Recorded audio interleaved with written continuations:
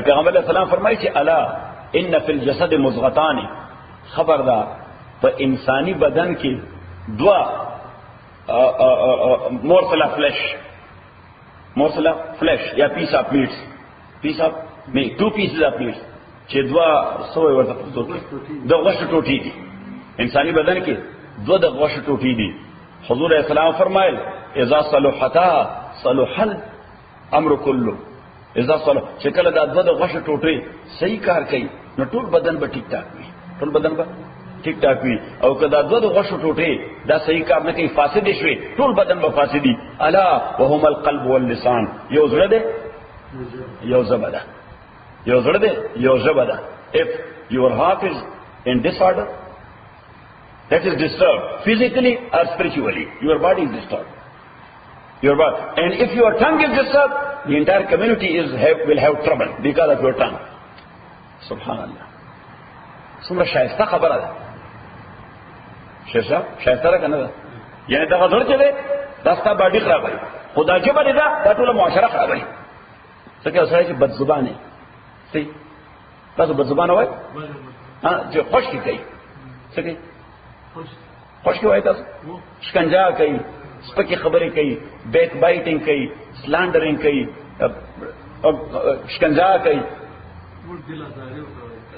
لازاریو خیر عمل فرام کې دی شي، خو مقصد چې جبه غلطه، جبه کنټرول کنه ده، جبه کنټرول. یو حدیث کې راځي پیغمبر علیه الصلوۃ والسلام فرمایي چې وهل يكب الناس في النار الا حصائد السنتهم.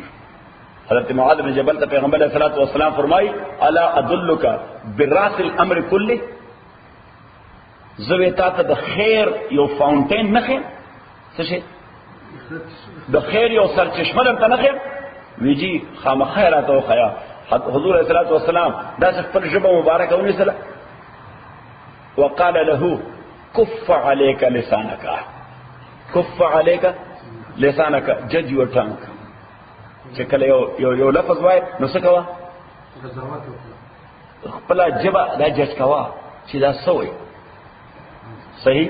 معاذ بن جبل رضی الله تعالی عنہ ورته وی جی الله تعالی ومن په دیو نیسی، الله به مونږه د جبه په دی وینام نیسی. پیغمبر علیہ الصلوۃ والسلام ورته وی وهل يكب الناس في النار الا حصائد السنتهم، وهل يكب الناس في النار الا حصائد السنتهم. پیغمبر علیہ الصلوۃ تاسو دا فصل چې کټ کوی مونږ لو وای ورته، تاسو لو وای ورته. پیغمبر علیہ الصلوۃ والسلام وهل يكب الناس في النار الا حصائد السنتهم. خلق چې جهنم کې غورځي د جبه لوي غورځي، څه غورځي د جبه لوي غورځي. او سره چې لو کوي نو پاره کې د کاریزا او اغزي او غنم او غیا او ژوندر او مختلف قسم ویډي هغه ټول پکې کټ کیږي. نو پیغمبر علیہ الصلوۃ والسلام فرمایي چې خپل ژبنا لور مجوړ، تاسو لور وای تاسو وای لور چې خپل ژبنا لور مجوړ او چې ارته کرا کټ کې ارته به کټ کوا. just think about that what you are going to utter. تاسو وای سال فاضل او بس نن مې ذکر حدیث یو نمبر دا څور لګو صحیح وای ژبهم قلاده هم بلاده دا صحیح ده، ژبهم قلاده او هم بلاده. بلکې موږ په وطن کې بل ضرب المثل وی په دغه ژبه یو سړی ټول شار خوړی شي او د دغه ژبې د وجې یو سړی کورم ډوډۍ شي خوړی صحیح. خو چې کور ته راځي بد اخلاقه دی مور ورته ویله خدای دې دی خو باسه ته بیا راغلی ځکه چې ژبه بد زبانه دی صحیح. او بیا دې ته بل حدیث وي مې ګور دا یو حدیث دی یا سبحان الله سفلخه ګوره کتن نه راغلی سور او محروم شوی د خیر د خبرونه. پیغمبر علیہ الصلوۃ والسلام فرمایل چې من تکفل لی بهاتین اللحمتین اتکفل له بالجنه. وکچا مال ضمانت او کفالت راکړه، اشورنس راکړه اشورنس راکړه چې دا دوه ټوټې د غوښې، دا دوه ټوټې د غوښې لحمه، دا دوه ټوټې د غوښې two flesh or two morsel or pieces of meat دا به غلط نه استعمالو. کدا چاره د اشورنس راکړه پیغمبر علیہ السلام وایي چې زما بدن کې د دوه ټوټې د غوښې دي دا به غلط دي.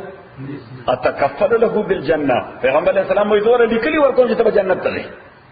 دا اشورنس ورکوم چې ته وسکه ته به جنت ته ځې. او حضور علیہ الصلوۃ والسلام دغه دوه ټوټو ذکر کوي، یعنی ما بین اللحیین و ما بین الفخذین. یعنی ما بین اللحیین هغه ټوټه د غوښې چې د دوو زامو وای د دوو زامو میس کې ده ما بین اللحیین between two jaws and that is tongue. صحیح چې اوسړي کما دا شعور انفرا کو چې زه به ژبه غلطه نه استعمالوم و ما بین الفخذین او هغه ټوټه د غوښې چې د دوو پتانانو په میس کې ده یعنی پرایویټ پارت. نو حضور اسلام به دا دوا شعور اختراع کول شي چې جو به غلط نه استعماله پرایویټ پارت به غلط نه استعماله نو تعالی شعور در کوم چرته وځي جنت ته وځي. سیف الله خان څومره کمپریهنسیو خبره ها انساني ژوند ورسره جوړیږي.